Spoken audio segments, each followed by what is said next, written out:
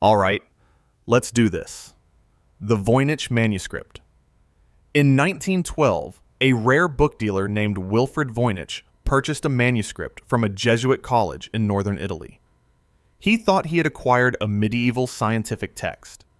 He had no idea he had found something that no human being on Earth, across 6 unbroken centuries, would ever be able to read. The document was carbon dated by the University of Arizona in 2009 to between 1404 and 1438.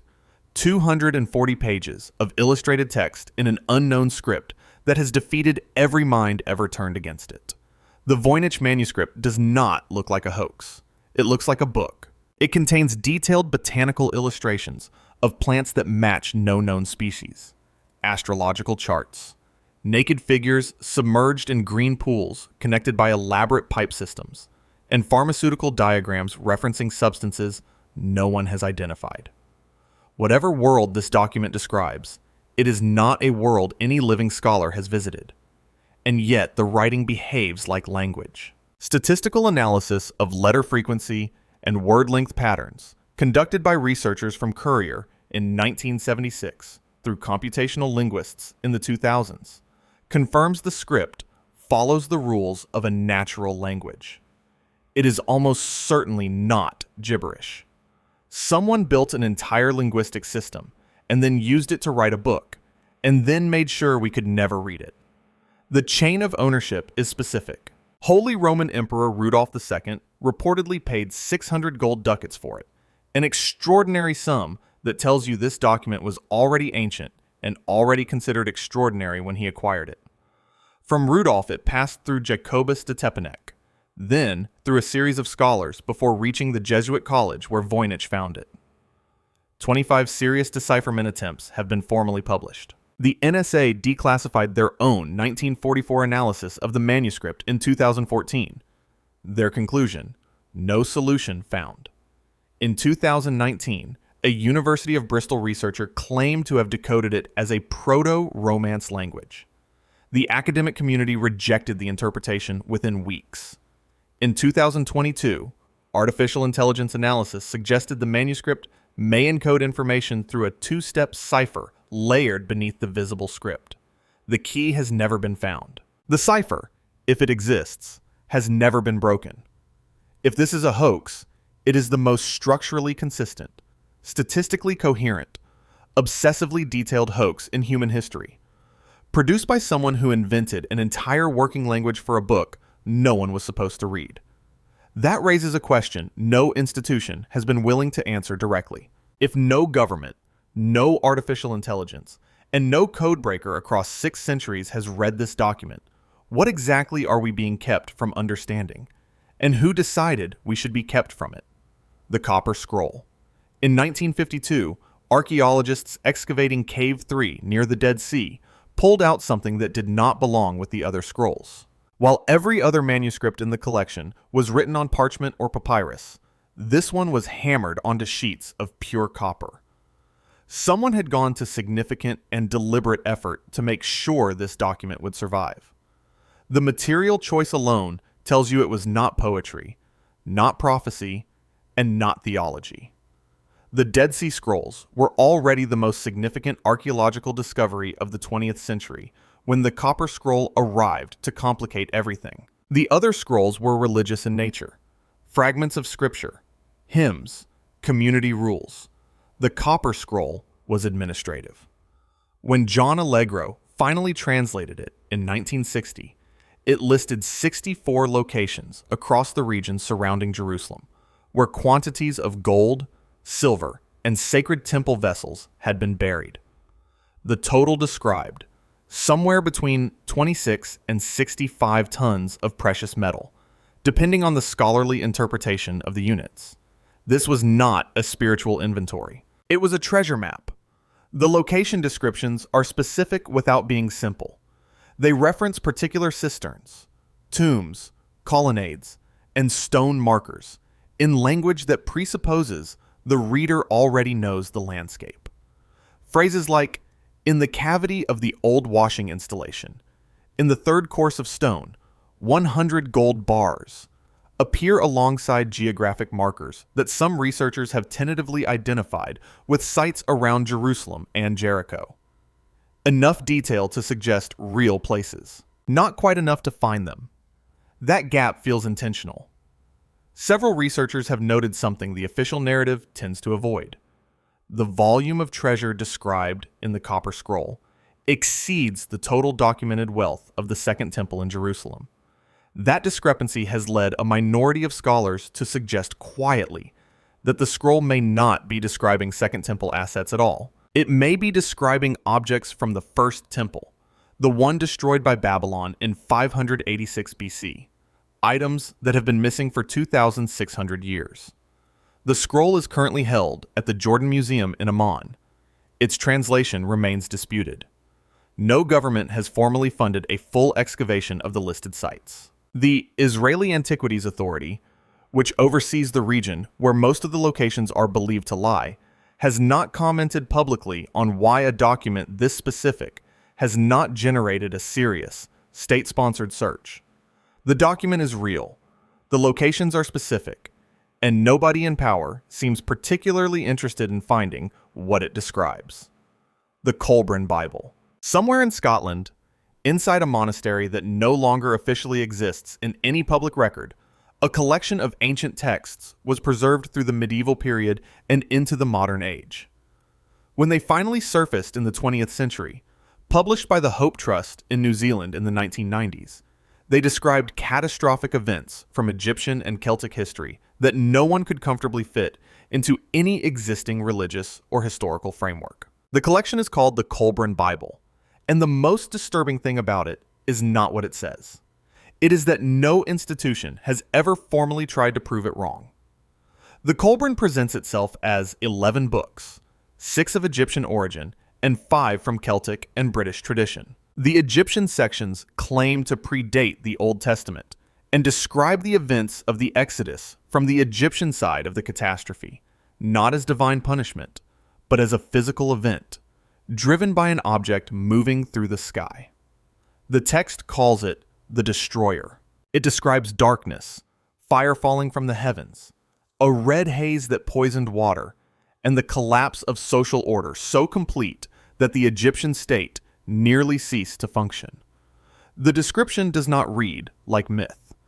It reads like a survivor's account. The Celtic sections reinforce what the Egyptian sections begin.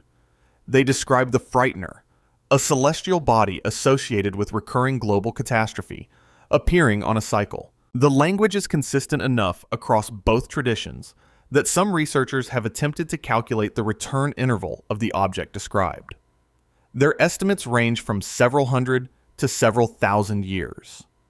No peer-reviewed journal has published a formal rebuttal of those calculations, not because they are necessarily correct, but because no peer-reviewed journal has published a formal analysis of the Colburn at all. That institutional silence is the actual anomaly. The Colburn makes extraordinary claims across multiple domains: archaeology, astronomy, biblical history, and Celtic prehistory. Under normal scholarly conditions, a document like this would generate immediate formal scrutiny. It would be dated, analyzed, compared against known texts, and either authenticated or debunked. Neither has happened. The Hope Trust has never produced an original manuscript for independent verification. No university has published a peer-reviewed paper on the text. It exists in a strange academic void where it is neither confirmed nor refuted. If it is a medieval forgery, why has no institution bothered to prove it? If it is something older, why has every institution looked away? The Colburn Bible sits in a category that makes scholars more uncomfortable than outright fraud. It is a document whose origin no one will officially investigate, and whose claims no one will officially address. The Book of Enoch. In 1773, a Scottish explorer named James Bruce returned from Ethiopia carrying 3 copies of a book the early Christian church had banned for over 1,000 years. The Book of Enoch described, with a precision that unsettled its earliest modern readers, the full structure of the cosmos, the movement and naming of stars, the geography of heaven, and the activities of a class of beings called the Watchers, who descended to Earth and changed the course of human history. Bruce had not discovered a fringe text. He had recovered something that had been removed from the Bible by institutional decision, after appearing in it. The Book of Enoch was not peripheral to early Christianity. It was central. The New Testament quotes it directly. Jude chapter 1, verses 14 and 15 cite Enoch by name and reproduce his words as authoritative prophecy. The letter of Barnabas, the epistle of the apostles, early church fathers, including Tertullian and Irenaeus, all treated it as scripture. It was formally excluded from the biblical canon at the Council of Laodicea in 363 AD and confirmed excluded at the Council of Carthage in 397. The stated reason was that it was too old to verify. That reasoning collapses immediately when you consider that the same councils verified documents far less well attested than Enoch. What the book actually contains is the problem. The Watchers, fallen angels in most translations, descended to Earth and taught humanity a curriculum of forbidden knowledge, metallurgy, the making of weapons, astronomy, cosmetics, the reading of signs. The knowledge transfer described maps with uncomfortable precision onto the sudden technological and astronomical acceleration visible in the archaeological record between 4000 and 3000 BC. The Neolithic gives way to the Bronze Age in a window that mainstream historians still struggle to explain satisfactorily.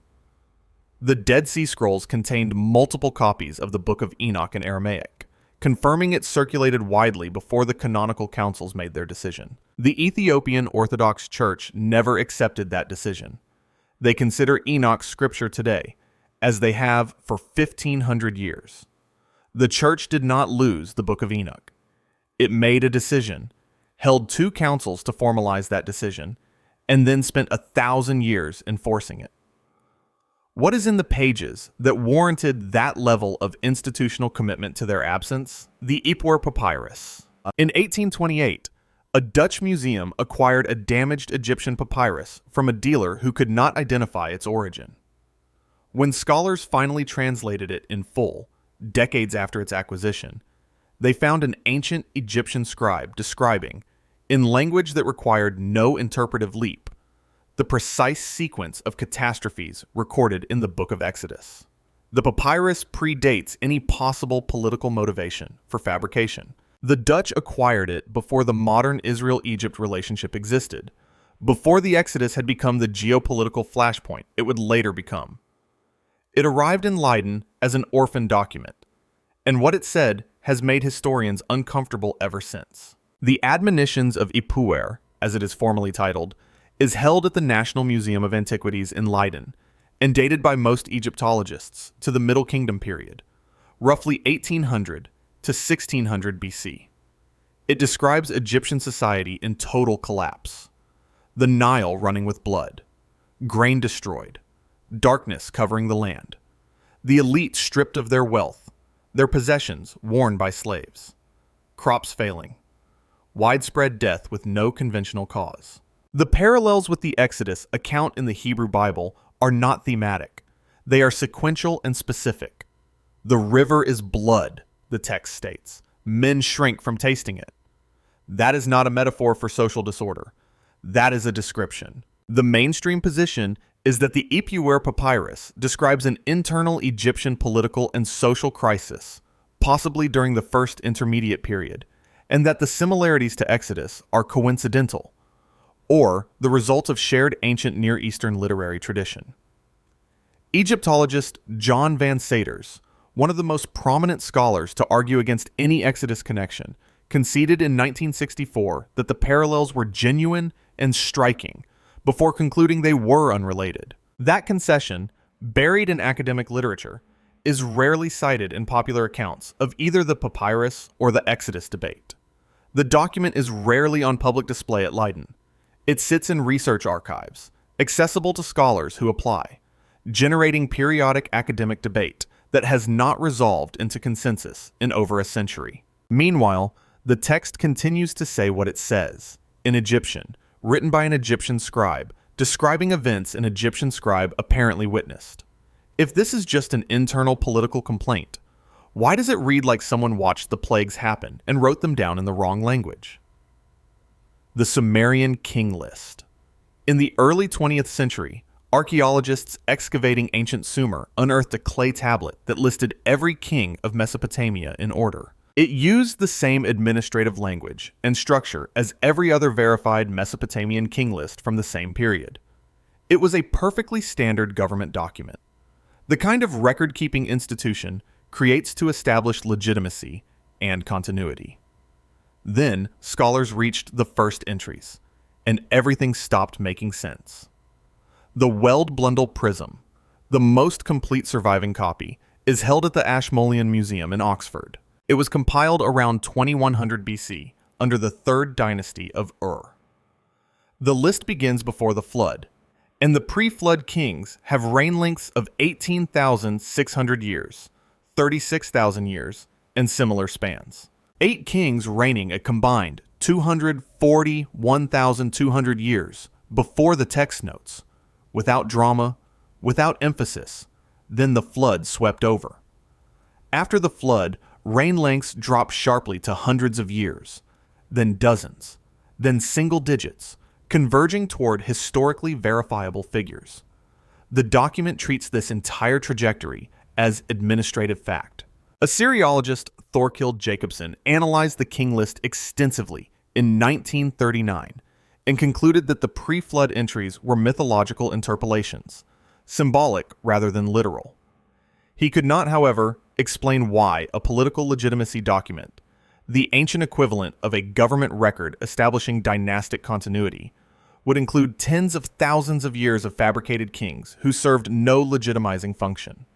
You cannot claim descent from a king who reigned for 36,000 years. That number destroys credibility rather than establishing it. Some researchers have proposed that the pre-flood reign lengths are expressed in a base 60 Sumerian numerical system that, when converted to the base 10 system we use, yields biologically plausible lifespans in the range of 300 to 600 years. That mathematical proposal has never been formally refuted in mainstream Assyriology, though it has also never been formally adopted. Either the Sumerians included 241,200 years of fabricated kings in their official government records for no administrative reason, or something about early human history that we cannot currently explain is sitting in a glass case at the Ashmolean Museum in Oxford, waiting for someone to ask it the right question. The Al-Azif. In the 8th century AD, an Arab scholar known as Abdul al-Hazred reportedly compiled a grimoire from sources older than Islam, older than Christianity, older than any civilization with a name in our textbooks. He called it the Kitab al-Azif. Within 2 centuries, it had been translated into Greek under a title that translates roughly as the Book of Dead Names. Within 4 centuries, it had been translated into Latin. Within 5 centuries, it had been cataloged in the library records of Paris. Within 6 centuries, it had vanished from every official archive on Earth. This is not legend dressed as history. The 11th century Byzantine scholar Michael Psellos references the book by name in his own surviving work, establishing its existence in the documented historical record. A Latin translation appears in 13th century library catalogs from Paris. Subsequent Catholic ecclesiastical records reference a formal condemnation, though the specific council and date are not part of any publicly released Vatican documentation. Dr. John Dee, court astrologer to Queen Elizabeth I, and one of the most documented scholars of his era, is connected by multiple historical threads to a Latin copy. His own Enochian system, the elaborate cosmological framework he developed in the 1580s, shares structural architecture with the cosmology attributed to Al-Hazred in a way that independent parallel development does not satisfactorily explain. The chain of historical reference spans 7 centuries in 3 languages. Books get lost, libraries burn, archives flood and crumble and scatter. But the Kitab al-Azif does not appear to have been lost from the Vatican, the Bibliothèque Nationale, and every royal library of medieval Europe, simultaneously, by accident. Simultaneous disappearance from multiple institutions is not entropy. It is coordination. What the text allegedly contained is less important than what the pattern of its disappearance reveals. Someone with access to the major archives of medieval Europe made a decision about this document. The decision was not to preserve it for scholars. The decision was to ensure that no scholar could find it. When a document is referenced continuously for 7 centuries across 3 languages and 3 continents, and then disappears from every archive simultaneously, that is not a lost book. That is a collected book, the Thule Papyrus. Around 1480 BC, during the reign of Thutmose III, one of ancient Egypt's most powerful and militarily accomplished pharaohs, something happened near the Nile that the royal court recorded in the official Book of the Days. The Book of the Days was a real administrative instrument, a chronicle of significant events in the pharaoh's reign, used by the same scribal tradition that produced some of the most accurately preserved historical records in the ancient world. What it recorded on this occasion was not a battle, not a flood, not an eclipse. It was something in the sky. In 1933, Alberto Tulli, director of the Egyptian section of the Vatican Museum, reportedly encountered a papyrus fragment in a Cairo antique shop that appeared to be a copy of that entry. The text described circles of fire appearing above the horizon, smelling of sulfur, possessing no head, and moving with a motion that the scribes found notable enough to record. Thutmose reportedly ordered his army to observe the phenomenon. The objects, according to the text, multiplied. They rose higher. They eventually disappeared toward the south. The pharaoh had incense burned and ordered the event preserved in the royal annals.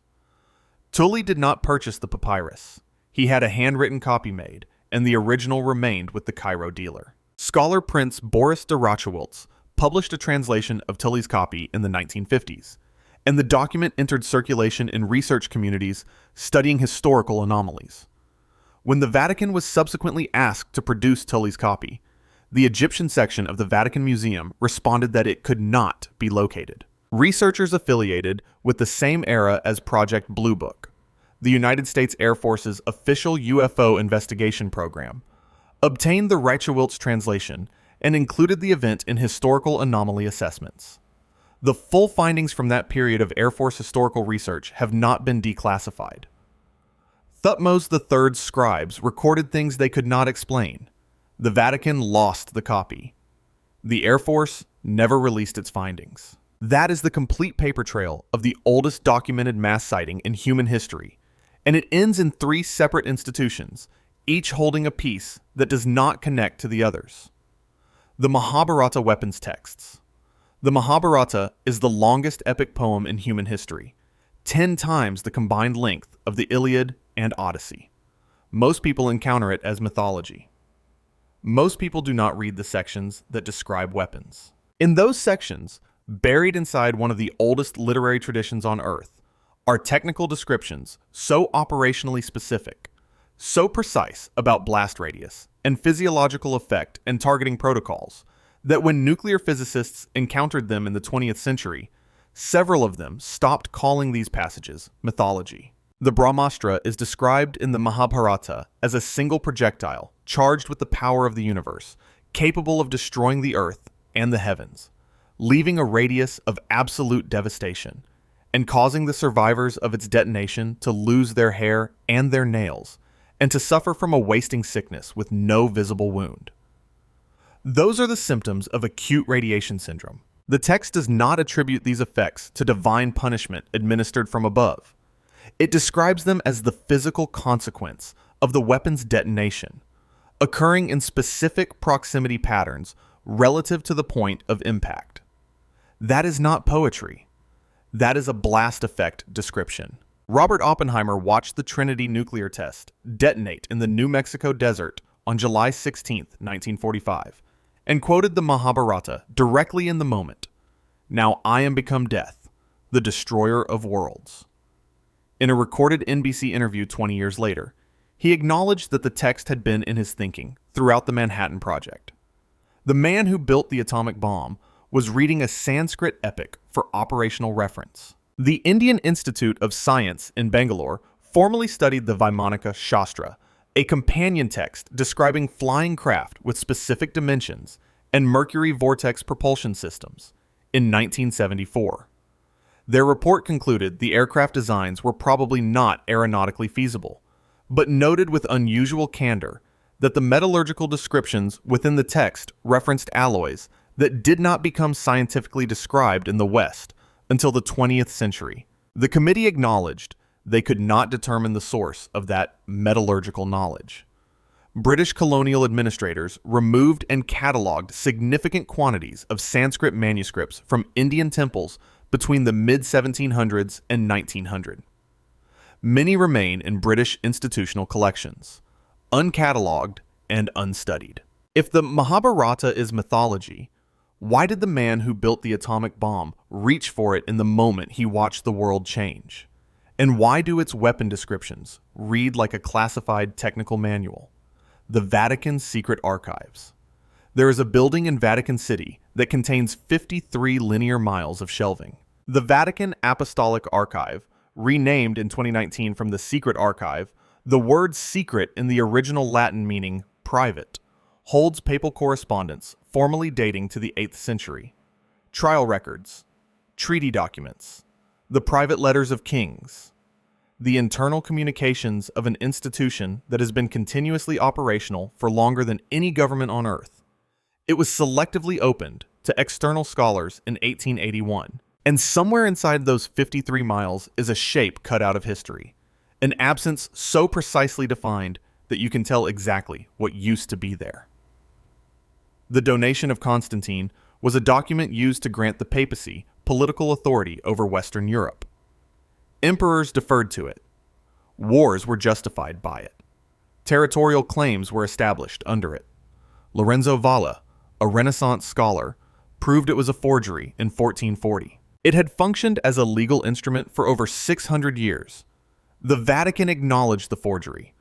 It has never released a full accounting of the decisions made, the treaties signed, or the territories claimed on the basis of a document its own archive produced and knew to be false. The Napoleonic seizure of 1810 removed an unknown quantity of material from the archive. Following the Congress of Vienna in 1815, Vatican archivist Sergio Pagano confirmed in multiple interviews that the returned material was not fully returned, and that the inventory of what was taken has never been made public. What Napoleon wanted from 53 miles of papal records and what he kept remains formally undisclosed. The archive holds the original transcript of Galileo's trial, in which he was forced to recant heliocentrism. The document of his recantation is present. The specific theological complaint that allegedly prompted the trial is listed in the archive's own catalog as currently unlocatable. When Pope Francis opened the Pius XII files in 2020, researchers arrived expecting documentation about the Second World War. They found something additional: internal memos from the 1930s referencing an archive division called Fondo Antico, predating the formal catalog. Scholars applied to access Fondo Antico. The application process has no scheduled review date. The Vatican did not suppress documents about God. It suppressed documents about power, about who had it, who took it, and what they found when they dug up the world before they decided what history was allowed to say. 53 miles of shelving. And the most important thing they contain might be what is not there. 10 documents, 10 different centuries, 10 different civilizations, 10 different institutions, standing over the same kind of absence. A manuscript no code has ever broken. A treasure map no government will excavate. A Bible with no verified origin that no scholar will formally investigate. A book removed from Scripture by 2 consecutive councils. A papyrus that describes the wrong culture's catastrophe. A king list that treats a 250,000 years of pre-flood government as routine administration. A grimoire that 7 centuries of documentation confirm existed, and that no archive will admit to holding. A pharaoh's official record of a mass sighting that 3 institutions have managed to misplace simultaneously. A military epic whose weapon descriptions a nuclear physicist cited in the moment of detonation. And an archive whose own catalog points to documents no living scholar has seen. The pattern is not that governments are hiding the truth about the past. The pattern is that every time the past produces a document that works too well, that explains too much, that aligns too precisely with things we were told happened independently, or happened later, or didn't happen at all, the document quietly disappears. Not destroyed, disappeared, filed, relocated, declared unlocatable, removed from display, stored awaiting a review that never gets scheduled. If you are watching this, you already know that history is not a story that finished. It is a story that is still being edited. Leave the item in the comments that you think is the hardest to explain away, and tell us why. Subscribe if you want to keep pulling the thread. The thread never runs out. It only goes deeper.